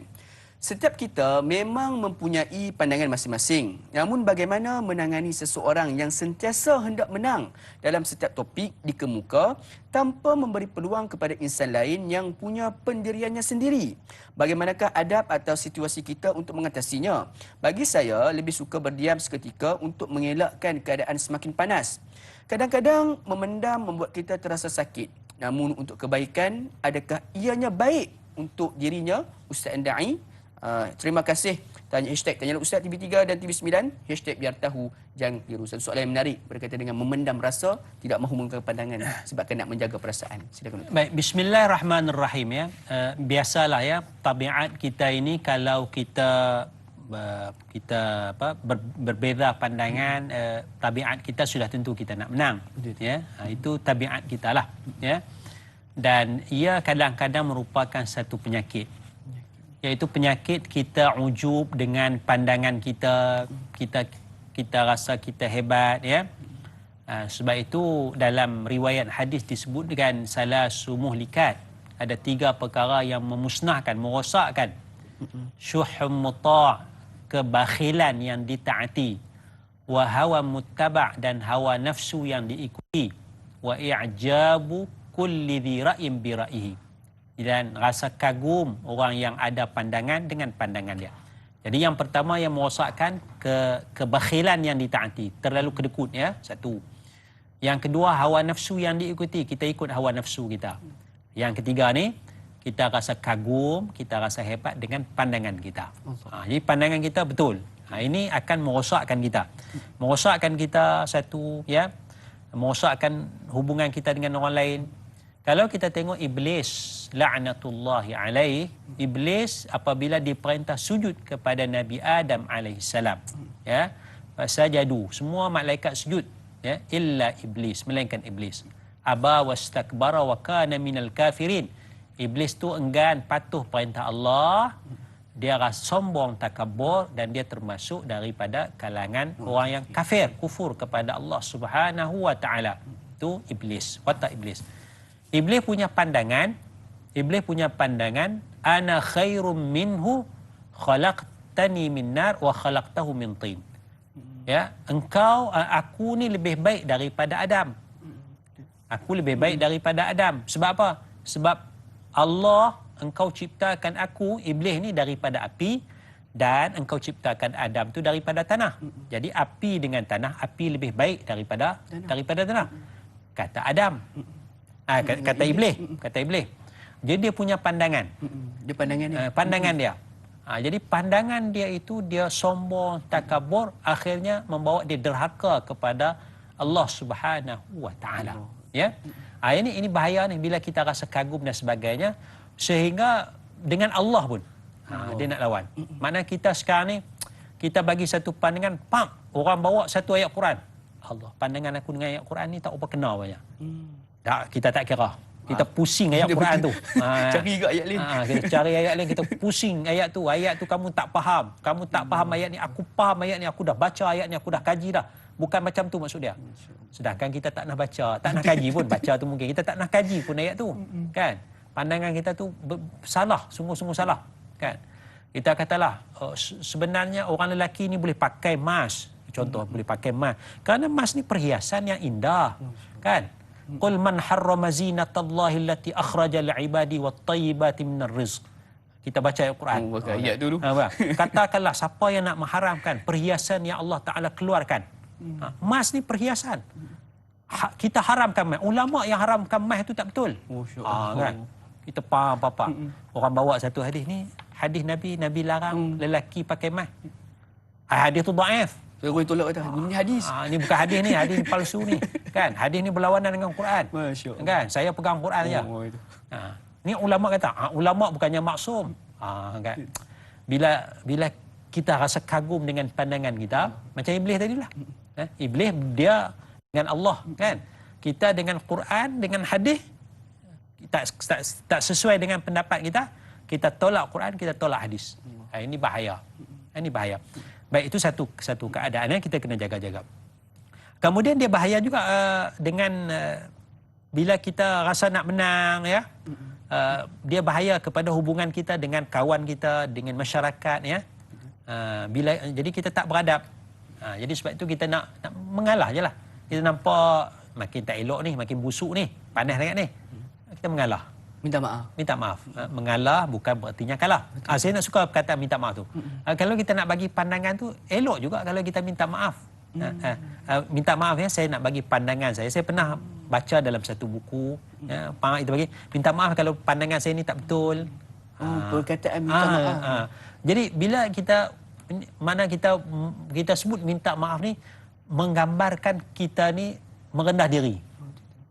Kita merendah diri. Menggambarkan bahawa kita tidaklah menyatakan pendapat kita 100% benar, kan? Itu minta maaf, ya. Saya terbaca dalam satu artikel dalam jurnal sekian-sekian, kan? Bukanlah makna artikel picisan, tidak. Artikel dalam jurnal sekian-sekian, ya. Mana mungkin saya silap faham. Jurnal tu mungkin betul. Saya salah faham, saya salah quote, saya salah ingat. Mana kita minta maaf. Dan bila kita tak ada ucapan yang nak meredakan ketegangan, ya, tak ada ucapan minta maaf, masuk entam terus, kan? Jadi ini yang perlu kita ni. Jadi mengalah dulu, ya. Kemudian dia kata kadang-kadang jadi mengalah tu tak boleh bagi pandangan kita pendam rasa, itu biasa, ya. Itu kita kena latih diri kita, kerana kita ada masalah lebih besar.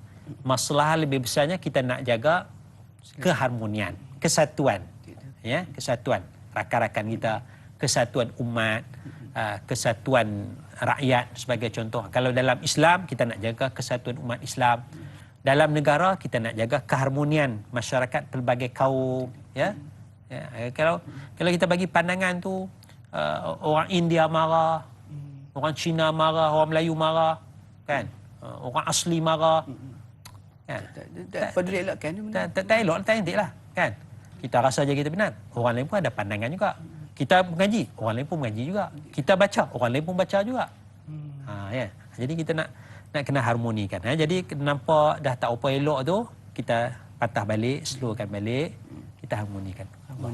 InsyaAllah. Jadi sebenarnya yang menarik apa yang disampaikan doktor tadi adalah berkaitan dengan perkataan minta maaf tu. Ya. Kadang-kadang kita ni terus cepat-cepat nak menghukum. Mungkin kita mungkin benar, kita ni di pihak yang benar, tetapi apa salahnya kita mencantik dan memperelokkan adab kita di dalam menasihati dan menegur. InsyaAllah orang yang mendengar dan menerima nasihat tersebut akan menerima dengan hati yang terbuka. InsyaAllah. Jadi saudara-saudara sekalian, mudah-mudahan menjawab persoalan tersebut. Jom sama-sama kita naraikan soalan berikutnya daripada Puan Nurizan Zakaria. Assalamualaikum Ustaz dan Da'i. Waalaikumsalam warahmatullahi. Soalan saya, Imam Syafi'i juga pernah mempunyai pandangan berbeza dengan tokoh ilmuwan seperti gurunya Imam Malik dan Imam Abu Hanifah. Bagaimanakah Imam Syafi'i mengendalikan situasi tersebut? Mohon pencerahan. Terima kasih. Hashtag Layan Ustaz TV3, hashtag Biar Tahu Jangan Keluh. Satu soalan yang cukup menarik berkaitan dengan Imam Syafi'i. Silakan Ustaz. Baik, imam ikutan kita antara yang paling utama ialah Imam Syafi'i rahimahullahu taala. Ya. Dan dalam negara kita ini kita bermadhab fiqahnya Imam Syafi'i.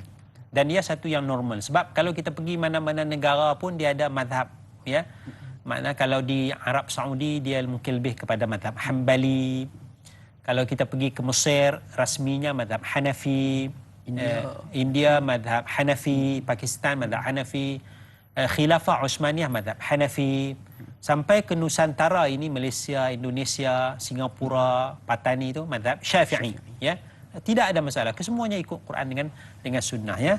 Cara kefahaman yang berbeza. Yang jadi masalah bila kita pergi Mesir kita hentam Hanafi. Orang Mesir marah. Kita pergi Arab Saudi kita hentam mazhab Hanbali. Orang Saudi marah. Orang Saudi datang Malaysia hentam mazhab Syafi'i. Kita marah pula. Kita marah pula. Itu. Jadi perbezaan ni dah wujud lama dah. Imam Syafi'i rahimahullahu taala dia menulis satu kitab, kalau tak salah saya, mungkin ada orang boleh betulkan, itu Khilafu Malik. Tajuk buku dia Khilafu Malik. Maknanya dalam buku ni Imam Syafi'i tulis pandangan-pandangan beliau yang menyalahi pandangan Imam Malik. Sedangkan Imam Syafi'i sangat-sangat memuliakan, memuji Imam Malik, guru dia. Kan? Dalam satu perkataan Imam Syafi'i itu kata, kalau Imam Malik hidup lagi aku akan mengaji sampai kan. Tapi Imam Syafi'i pergi tu Imam Malik dah tua dah, kan. Sebab Imam Syafi'i lahir tahun 150 Hijrah. Imam Malik lahir tahun lebih kurang 90. Maknanya Imam Syafi'i lahir tu Imam Malik dah 60 lebih dah. 60 lebih dah. Jadi bila Imam Syafi'i pergi mengaji tu mungkin Imam Malik dah 75 dekat 80 dah. Tapi itulah antara guru paling utama bagi Imam Syafi'i, ya. Itu. Tapi itu tidak menghalang Imam Syafi'i untuk berbeza pandangan dengan Imam Malik. Tapi dia beradab. Adab. Ya. Imam Abu Yusuf rahimahullahu taala dengan Imam Muhammad, dua orang ulama besar dalam mazhab Hanafi, anak murid kepada Imam Abu Hanifah. Mereka mempunyai pandangan yang berbeza dengan Imam Abu Hanifah. Kita akan baca. Waqala Imam Abu Hanifah kata waqala sahibahu, dan dua sahabat dia, Imam Abu Yusuf dengan Imam Muhammad. Dua sahabat ni, dua anak murid ni beza dengan Imam Abu Hanifah, tapi mereka tetap anak murid Imam Abu Hanifah. Walaupun mereka beza pandangan. Pasal apa? Pasal mereka jaga adab. Kita hari ini kalau kita beza pandangan dengan guru kita lah sebagai contoh, ya. Bila beza pandangan dengan guru kita, ya. Beza pandangan dalam bab politik. Allah. Kan? Kita parti Benda paling panas tu. Kita parti A, guru kita parti B. Ni bekas guru saya ni bodoh. Kan? Tak tahu politik. Kan? Hilang keberkatan. Satu contoh. Contoh. Jadi bekas guru itu disebut perkataan bodoh, jahil. Kan? Dah kan mungkin di sekolah mengaji 5 tahun dengan guru tu. Kan? Contoh. Kita beza dalam bab agama. Kan? Kita selama ni ikut mazhab Syafi'i, lepas tu kita pergi mengaji satu tempat, kita rasa mazhab lain lebih bagus. Kan? Guru pondok ni kita kata tak betul. Guru saya di sekolah tak betul. Kan? Kita tuduh semua tak betul. Kan? Kita tidak beradab. Ada adab. Kita tidak ada adab. Kan? Sedangkan itu tradisi, itu manhaj. Pondok tu satu manhaj yang dah ratus tahun. Beratus buah kitab telah ditulis oleh para ulama, telah dikaji, telah disemak, kan? Telah diperbetulkan. Kan? Bahawa itu je silibus sekolah telah dikaji. Kita ada pandangan tak apa. Minta maaf, saya kurang setuju dengan pandangan yang dikemukakan oleh Tok Syekh Daud Al-Fatani. Saya kurang setuju. Boleh jadi saya silap. Jadi Ayat tu kan, boleh jadi saya silap. Cuma setakat ni saya rasa pandangan saya tak nampak silap lagi kat mana. Setakat ni. Mungkin tahun depan saya jumpa silapan saya tu. Kan? Ada hadis yang Tok Syekh Daud Fatani jumpa, saya tak jumpa. Kan? Boleh jadi. Jadi kita nak beradab tu. Nak beradab tu. Ya, itu yang ni. Jadi ulama-ulama besar dulu, ya, kesemuanya mereka jaga adab dengan guru mereka dan mereka jaga adab sesama para ulama. Kalau yang tak jaga adab tu biasanya bukan ulama besar lah. Namanya tenggelam. Namanya tenggelam. Kerana kita tak kenal. Tapi kalau ulama yang kita duk nukil, Imam Syafi'i, Imam Malik, Imam Abu Hanifah, Imam Ahmad bin Hanbal, Imam Nawawi, Imam Ibn Hajar, Imam Suyuti dan sebagainya tu, duk ulang tu, mereka menjaga adab. Allahu'alam. InsyaAllah. Jadi sebenarnya doktor, kalau kita lihatlah dalam kalangan sebenarnya mazhab, dalam konteks mazhab ni, sebenarnya mazhab Syafi'i sendiri pun ada ulama-ulama mazhab Syafi'i sendiri pun ada yang berselisih pandangan-pandangan juga kan doktor kan. Jadi doktor, sebenarnya kadang-kadang kita lihat balik, sebenarnya situasi sekarang ni adalah disebabkan oleh anak-anak murid. Sebenarnya kadang-kadang yang ekstrim ni disebabkan oleh anak-anak murid ni. Pandangan doktor, nasihat doktor kepada anak-anak murid yang ekstrim dengan sesetengah agamawan sehingga yang salah pun dikatakan betul. Bagaimana doktor? Saya baca dalam buku Siyar A'lamin Nubala, ya, Siyar A'lamin Nubala oleh Al-Imam Az-Zahabi. Kalau tak silap saya, dia tulis tentang Ibn Taymiyah. Ya. Perkataan dia kata, dia sebut Syekhul Islam. Syekhul Islam Habibun Ilaina. Syekhul Islam Ibn Taymiyah ni adalah kekasih kami. Kami sayang kepada Ibn Taymiyah. Walakinnal haqqa ahabbu ilaina. Tetapi kebenaran lebih kami kasih. Jadi kalau kami timbang tengok perkataan Ibn Taymiyah dengan yang ni, kami rasa Ibn Taymiyah salah dalam pandangan ni, kami tetap hormat dia, tapi kami akan tinggalkan pandangan yang salah tu, kami akan pandangan yang lain. Itu hebat. Itu para ulama tu. Tidak. Dan perkataan itu dinukilkan oleh Syekh Dr. Yusuf Al-Qardawi. Maknanya konsep yang sama juga. Kita sayang kepada mana-mana tokoh, kepada kita sayang, tapi al-haq, kebenaran tu. Tapi bukan makna kita tak setuju satu pandangan terus kita tolak dia, mengkafirkan. Kami tak setuju yang tu je. Yang lain. Sebab itu ulama-ulama walaupun mereka tak setuju dengan Imam Syafi'i, tapi mereka tetap nak ikut mazhab Syafi'i. Kan? Imam Nawawi. Berapa banyak pandangan Imam Nawawi tak sama dengan Imam Syafi'i? Banyak. Tapi dia nak aku Syafi'i juga. Betul. Aku Semangat. Dia tak mau lari, dia nak bergantung dengan Imam Syafi'i juga. Aku nak nisbah nama Syafi'i di hujung tu. Itu biasa berlaku. Wallahualam. Jadi insya-Allah mudah-mudahan kita lebih beradab dengan guru-guru kita walaupun kita ada perbezaan pandangan kita. Jadi insya-Allah sidang penonton sekalian, banyak lagi persoalan yang kita akan cari jawapan. Namun sebelum tu kita nak melabuhkan tirai terlebih dahulu di TV3. Jangan lupa untuk saksikan 30 minit ekstra eksklusif di TV9 Dekat di Hati sebentar saja lagi. Tanya Ustaz biar tahu, jangan keliru, bertemu sebentar sahaja lagi insya-Allah.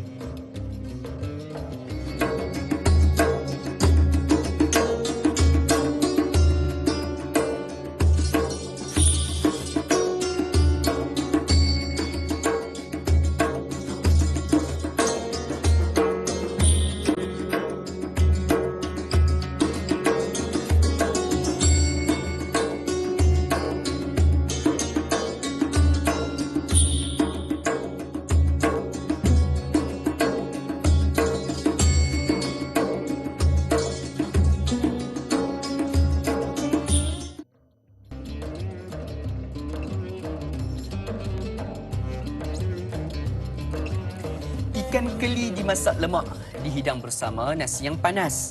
Tuntut ilmu, janganlah muak, kerana ilmu Allah sangatlah luas. Alhamdulillah sudah betul sekalian, kembali kita bertemu pada pagi ini dalam rancangan Tanya Jawab Ustaz, biar tahu jangan keliru, menerusi TV9 dekat di hati. Alhamdulillah pada pagi ini kita mencakap satu topik berkaitan dengan adab yang kita sama-sama perlu tekuni dan sama-sama kita ambil perhatian, berkaitan dengan adab berbeza pandangan. Dan Alhamdulillah kita pada pagi ini direzekikan Allah SWT untuk bersama dengan seorang tokoh yang hebat, iaitu yang berbahagia Dr. Nizam Abdul Kadir kita untuk membincangkan dan menjawab persoalan-persoalan yang diajukan berkaitan dengan tajuk dan topik kita pada hari ini, insya-Allah. Jadi sudah betul sekalian, sekali lagi saya wawarkan sekiranya ada sebarang persoalan yang ingin diajukan kepada kami. Seperti biasa, boleh untuk hubungi kami secara terus di talian yang tertera di kaca televisyen sidang penonton sekalian. Jadi jom sama-sama kita naraikan persoalan yang berikutnya daripada sahabat kita Puan Rohana Ma'ruf.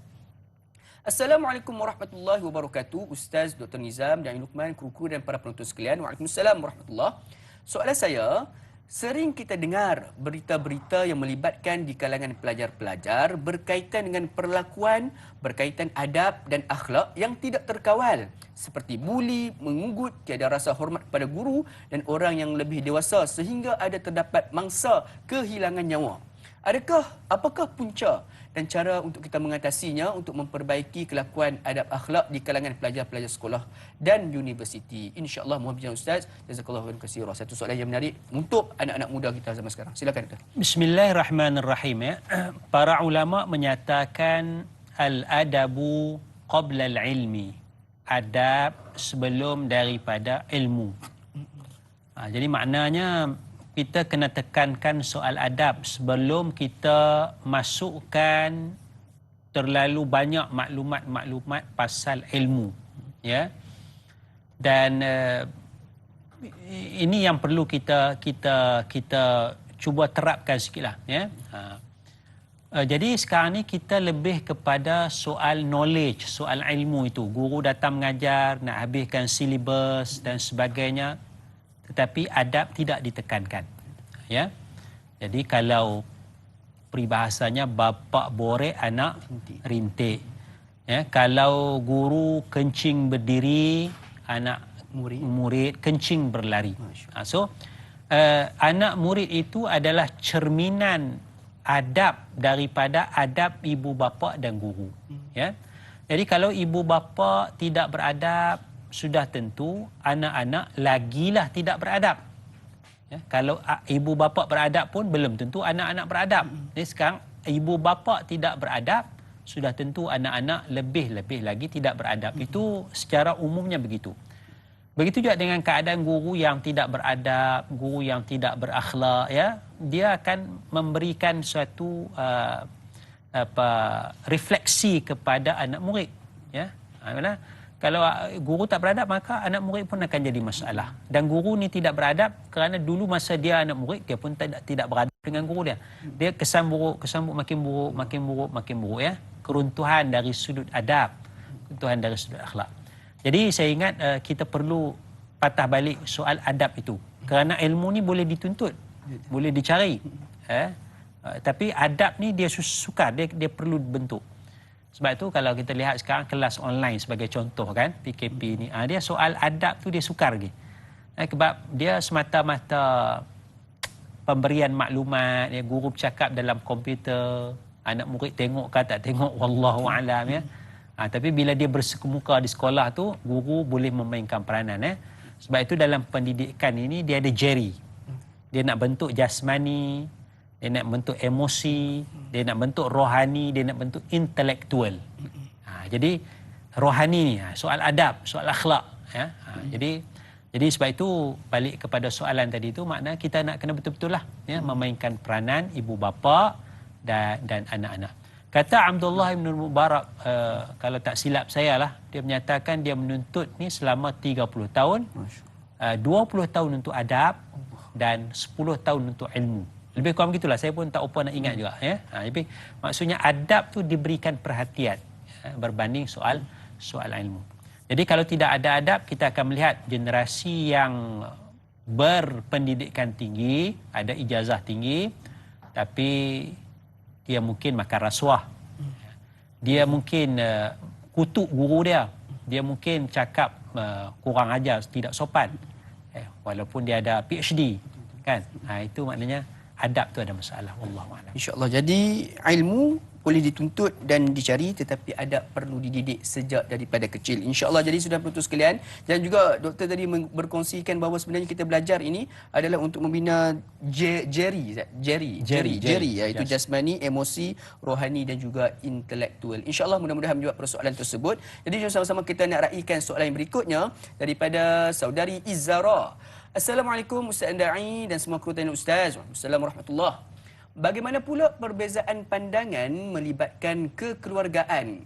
Ini kerana apabila berlaku perbezaan pandangan menjadikan ikatan kekeluargaan yang sebelum itu utuh menjadi renggang hanya disebabkan berbeza pandangan sahaja.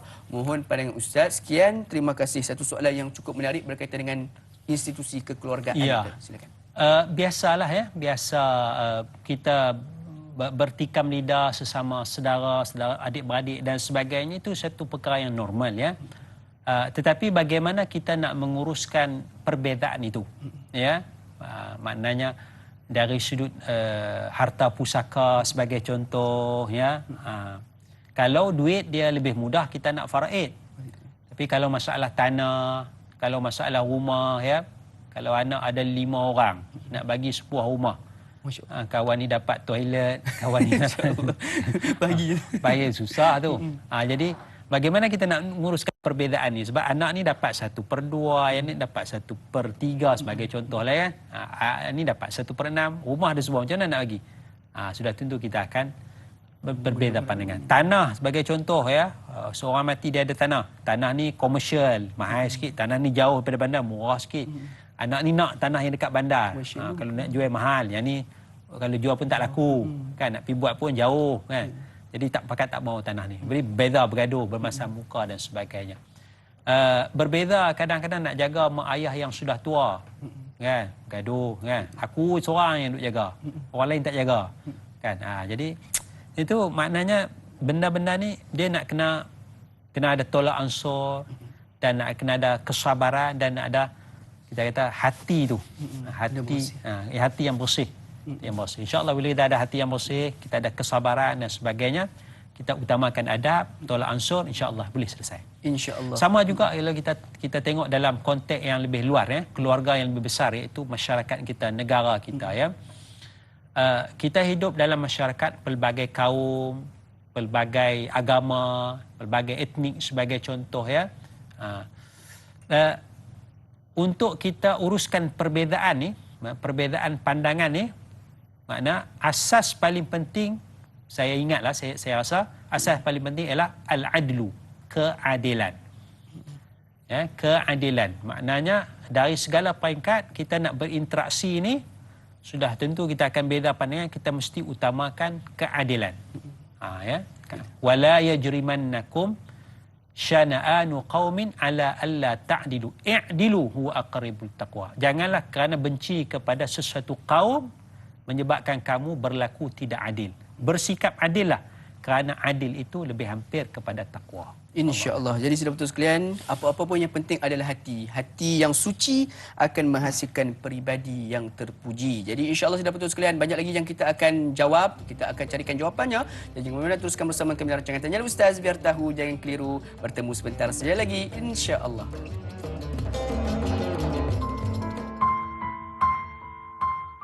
Bismillahirrahmanirrahim. Allahumma inni a'udzubika minal barasi wal jununi wal judhami wa min sayyi'il asqami. Ya Allah, sesungguhnya kami berlindung denganmu daripada penyakit gila, kusta, sopak dan sebarang jenis penyakit yang menggerunkan. Amin ya rabbal alamin.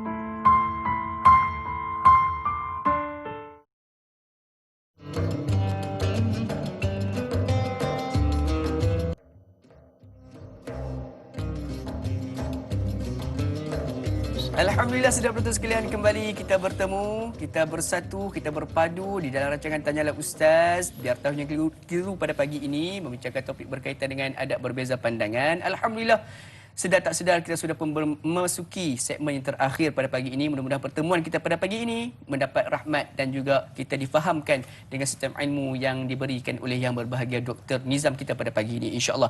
Jadi saudara sekalian, jom sama-sama kita nak terus raikan persoalan para sahabat kita di Facebook daripada Puan Nur Dahlia Biru. Assalamualaikum Ustaz, dan ini semua tanya Ustaz. Waalaikumsalam warahmatullahi. Bagaimanakah rujukan yang perlu kita ambil daripada Al-Quran dan As-Sunnah setiap kali berlakunya perselisihan dalam berbeza pandangan? Sebagai firman Allah dalam surah An-Nisa ayat 59 yang bermaksud, wahai orang-orang yang beriman, taatilah Allah dan Rasulnya dan ulil amri dari kalangan kamu. Sekiranya kamu berselisih pada sesuatu, maka kembalikanlah kepada Allah dan Rasul. Sekiranya kamu benar beriman kepada Allah dan hari akhirat. Mohon pencerahan Ustaz. Terima kasih. Biar tahu jangan keliru. Jadi doktor, persoalannya bagaimana kita nak beramal, nak berbalik semula kepada Al-Quran dan As-Sunnah tersebut bila berlaku perbezaan pandangan. Silakan doktor. Bismillahirrahmanirrahim ya. Betul Allah Ta'ala sebut ya ayyuhallazina amanu atti'ullah wa atti'ur rasul wa ulil amri minkum. Wahai orang yang beriman, taatlah Allah. Taatlah Allah ini maksudnya kita kembali kepada Al-Quran ya. Wa atti'ur rasul, taatlah Rasul bermaksud kita kembali kepada riwayat hadis ataupun riwayat sunnah Nabi sallallahu alaihi wasallam. Ini dua asas yang penting ya, dua asas yang penting. Maka dalam Al-Quran dan dalam riwayat hadis sunnah itu dia ada panduan-panduan. Dia ada hukum yang memang jelas dan ada hukum yang tidak jelas. Ya. Dia ada pembahagian dia ada qat'iyatus subut, qat'iyatud dilalah. Subut ni makna sabitnya.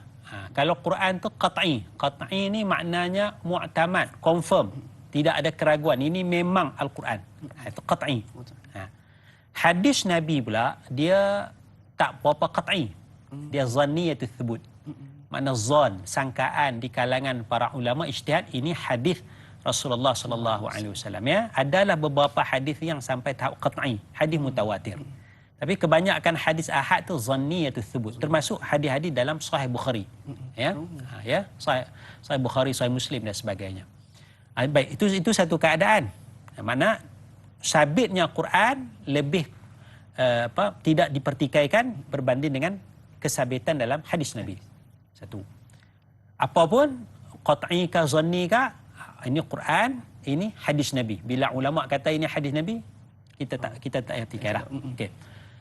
Yang keduanya ialah dilalah, petunjuk daripada ayat Al-Quran dan petunjuk daripada hadis Nabi, petunjuk hukum. Yang ni dia ada qat'iyatud dilalah, dia ada zanniyatud dilalah. Petunjuk yang jelas dan banyak petunjuk dalam Quran dan hadis dia zan. Bila dia zan ni dia ada perbezaan pandangan, khilaf di kalangan para ulama. Itu misalnya kita kata wanita haid sebagai contoh ya. Wanita haid yang bila iddah dia salah satu quru. Itu ayat Quran. Qat'iyatus thubut. Tak boleh tikai dah ayat Quran. Tapi dilalah, petunjuk daripada ayat ni salah satu quru. Salasah makna tiga, quru ni nak bermakna apa? Quru tu apa dia? Quru tu apa? Quru ni dalam mazhab Syafi'i maknanya suci. Maknanya suci. Jadi iddah wanita yang bercerai ni masih ada haid ni 3 kali suci. Tapi quru ini dalam mazhab Hanafi bermakna haid. Jadi iddahnya ialah 3 kali haid. 3 kali haid. 3 kali haid. Ini zanni. Dia tak banyak beza lah. Cuma yang suci tu dia pendek sikit masa dia, yang haid tu panjang sikit. Contohlah kan. Tapi itu beza petunjuk tu. Ya. Bila kita faham tu mana? Kita tak boleh kata, ni mazhab Syafi'i ni tak betul ni. Tak boleh. Tak boleh. Kerana quru tu bagi Imam Syafi'i atau ulama mazhab Syafi'i makna suci. Ada dalil daripada bahasa Arab. Kerana Quran ini dalam bahasa Arab. Maka begitu juga dengan hadis-hadis Rasulullah sallallahu alaihi wasallam. Tapi apapun kita punya mindset kita, rujukkan kita adalah kepada Al-Quran, kepada sunnah Nabi sallallahu alaihi wasallam. Cuma tafsiran para ulama itulah. Maka sinilah kewajipan kita untuk rujuk kepada ahli ilmu. Berdasarkan firman Allah, fas'alu ahla dzikri in kuntum la ta'lamun. Tanyalah kepada ahli zikir, ahli ilmu jika kamu tidak mengetahui. Kemudian jadi kalau ada khilaf, rujuk Quran hadis itu. Begitu juga wa ulil amri. Ulil amri, orang yang ada kuasa. Ulil amri ini dalam pelbagai tafsirannya, tapi antara tafsiran yang mudahnya ialah kita melihat kepada pihak berkuasa. Pihak berkuasa. Ada tafsir ulama kata ulil amri itu Abu Bakar dengan Umar, dua sahabat Nabi. Ada kata sahabat Nabi. Tapi dalam konteks kenegaraan sekarang ni ialah pihak berkuasa. Ikut bidang masing-masing lah. Maknanya kalau kita dalam bidang agama ni, beza pandangan dalam bidang agama ni balik kepada ulil amri dalam agama, iaitu mufti, pejabat agama dan dinaungi oleh ke bawah duli yang maha mulia, sultan. Sebagai ketua agama. Dalam maknanya apa yang diputuskan oleh mufti dibawa dipersembahkan kepada ke bawah duli yang maha mulia sultan, maknanya keputusan itu rasmi. Ulil amri. Taat je lah. Taat. Ya. Sekarang nak buka masjid ke tak buka masjid isu, ke, SOP semua ni SOP ke, kata tutup buka 6 orang ke 12 orang, kita patuh je. Patuh je lah. Kan? Cuma kita boleh bagi pandangan. Patuh, tapi nak bagi pandangan, kalau boleh buka banyak sih tidak ada masalah. Bukan makna tidak ada kebebasan memberi pandangan. Bebas memberi pandangan, tapi kita tak patuh. Yang jadi masalah kita tak patuh. Kan? Jom kita serbu masjid ramai-ramai. Kan? Itu kita tak patuh kepada ulil amri. Kita patuh tapi kita bagi pandangan. Bagi pandangan, kalau bagi pandangan kepada pejabat agama, bagi pandangan salurkan kepada mufti, mufti bincang balik macam mana, pejabat agama bincang macam mana kan. Ya, sebab itu bila tidak jelas ni, bila tidak jelas lah, bila tidak jelas dalam Quran, tidak jelas dalam hadis, kumpulkan orang Islam, wakil-wakil dia, ketua-ketua dia, ambil musyurah, bincang, selesaikan. Sebab itu datanglah kaedah yang kita sebutkan awal tadi tu, ra'yul imami yarfa'ul khilaf. Keputusan daripada imam, daripada ulil amri, mengangkat khilaf-khilaf yang berlaku. Jadi khilaf tu kekal sebagai khilaf, tapi untuk amalan dalam tempat ni pegang pendapat ulil amri untuk mengelakkan daripada berlakunya pergaduhan dan ya, sebagainya. InsyaAllah. Jadi mudah-mudahan punya persoalan tersebut. Jadi doktor, sedikit ini mungkin ada sahabat-sahabat yang bertanya kepada saya lah, doktor, berkaitan dengan kadang-kadang kita dalam institusi kekeluargaan ni ada di antara anak ni dia berbeza pandangan dengan ibu bapa. Jadi bagaimana sebenarnya seorang anak ni dia nak menasihati ibu bapa yang berbeza pandangan? So, sebagai contoh, kadang-kadang mungkin anak ni belajar lebih dalam bidang agama, menyebabkan dia nak menegur kesalahan yang pernah lakukan ataupun amalan yang dilakukan oleh ibu bapanya. Silakan. Yang pertama, tidaklah menjadi kesalahan bagi anak-anak untuk berbeza pandangan dengan ibu bapa. Tidak menjadi kesalahan. Kerana kewajipan anak-anak kepada ibu bapa ada 5 perkara, ya. Berbuat baik, tidak bercakap kasar, merendahkan sayap, mendoakan, lebih kurang begitulah, ya. Wa qadha rabbuka alla ta'budu illa iyyah wa bil walidaini ihsana, sampai habis ayat tu. 5 perkara, ya. Jadi dalam ayat tu tak sebut anak-anak tak boleh beza pandangan. Tak. Maknanya anak-anak boleh berbeza pandangan dengan ibu bapa. Dalam ayat tu kata fala taqul lahuma uffin wala tanharhuma. Janganlah kamu kata uff, jangan kamu tengking ibu bapa. Jadi maknanya kalau nak berbeza pandangan, nak bagi pandangan, bagi nasihat kepada ibu bapa, jangan sampai tengking, jangan sampai kita kata mengherdik ibu bapa itu. Itu adab yang kita kena jaga. Yang keduanya, kita nak tengok juga kesalahan ibu bapa kita ni, kesalahan dalam kategori mana? Kategori mana yang awal tadi kita bincangkan? Kategori mana? Salah sungguh kah? Ataupun ada pandangan ulama macam tu? Kan? Dalam bab agama ni banyak perbezaan pandangan ulama, ya. Yang ibu bapa kita amalkan tu ada tak ulama kata? Ya, contoh mudah. Ibu bapa kita duk amal selawat tambah Sayyidina.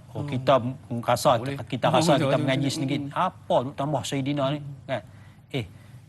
Yang ibu bapa kita amalkan tu ada tak ulama sebut? Ada tak ulama benarkan tambah Sayyidina? Rupa-rupanya ramai ulama yang benarkan. Allahumma salli ala Sayyidina Muhammad wa ala ali Sayyidina Muhammad. Sekarang timbul pula isu kata selawat syifa syirik. Kan? Mak bapak kita duk baca Allahumma salli ala Sayyidina Muhammadin tibbil qulubi wa dawaiha.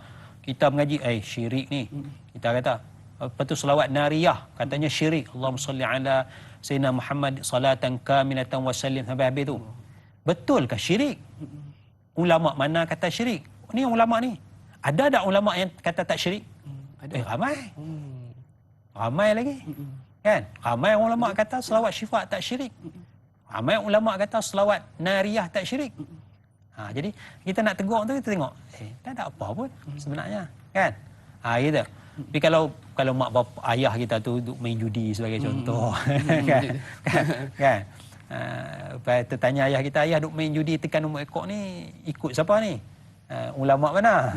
Dia kata adalah kawan aku tu dia mengaji sekolah Arab dulu. Contoh. Mengaji sampai darjah 2 kan sekarang. Masya-Allah. Ayat tu maknanya tak apa kuat lah tu kan. Dalam bab berkaitan dengan contoh dia adat ni. Contoh macam melambung bayi sebagainya, bagaimana? Melambung dia adat tu makna kita tengok apa asas dia dan dia mudarat ataupun tidak. Kalau kita rasa mudarat, eloknya kita tegurlah. Lambung bayi terlepas ke apa kan. Adat langkah bendul sebagai contoh. Kita duk tengok orang tua kita, siapa ni langkah bendul, ni Rasulullah tak ajak ni, kan? Betul, Rasulullah tak ajar. Tetapi langkah bendul ni, langkah dan langkah bendul ni, dia nak jaga hati orang yang lebih tua. Kakak dengan adik perempuan dibasuh pinang dulu, kakak ni belum ada lagi. Nak jaga hati kakak ni, maka dibuat adat langkah bendul. Islam suruh tak jaga hati? Kena jaga hati. Itulah asas dalam adat. Makna masa meminang tu, ya ini barang ni nak bagi kat kakak, pasal nak minang adik dulu. Kakak tu kan rasa seronok, kan dalam majlis tu dia dihargai, kan dia belum sampai jodoh lagi. Adat langkah bendul tu ada asas dalam Islam, jaga hati. Ni budaya halus orang kita ni. Bila tak faham ni Rasulullah tak buat. Betul Rasulullah tak buat. Tapi tak ada ke asas dalam Quran, dalam hadis? Ada. Itu sadut tegur lah, benda baik, benda betul. Allahuakbar. Jadi kita kena lebih terbuka lepas ni dan lebih mendalami ilmu. Mudah-mudahan kita akan keluar daripada sebarang kekhilafan, insya-Allah. Jadi doktor, kita sudah pun berada di penghujung rancangan. Sedikit doa ringkas daripada doktor. Mudah-mudahan Allah rahmati pertemuan kita pada pagi ini, insya-Allah. Silakan doktor. Bismillahirrahmanirrahim. Alhamdulillahirabbil alamin. Allahumma salli ala sayidina Muhammad wa ala alihi wa sahbihi ajma'in.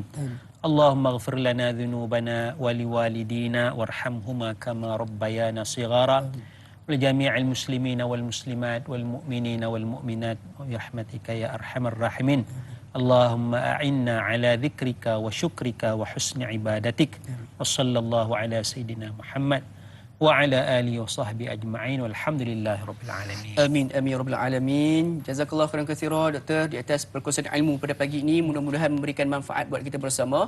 Jadi kepada sidang penonton sekalian, terima kasih kerana setia sehingga ke penghujung rancangan. Jangan lupa untuk saksikan rancangan Tanyalah Ustaz biar tahu jangan keliru esok bersama dengan moderator muda kita iaitu Da'i Nizal dan bersama dengan ahli panel kita yang juga tidak asing dan juga tidak dinafikan kehebatannya, itu Ustaz Sheikh Nur Hisham Tuan Padang dengan tajuk berkaitan dengan 7 golongan naungan Allah Subhanahu Wa Taala, sambungan daripada episod yang lalu. Insya-Allah. Di sini betul sekalian, mudah-mudahan pertemuan kita pada pagi ini mendapat membawa rahmat buat kita bersama, mengundang rezeki daripada Allah Subhanahu Wa Taala. Jadi insya-Allah kita bertemu lagi di lain episod. Salah silap mohon dimaafkan. Saya Dian Luqman mohon mengundur diri. Wabillahi taufiq wa hidayah. Wassalamualaikum warahmatullahi wabarakatuh. Tanyalah Ustaz biar tahu jangan keliru.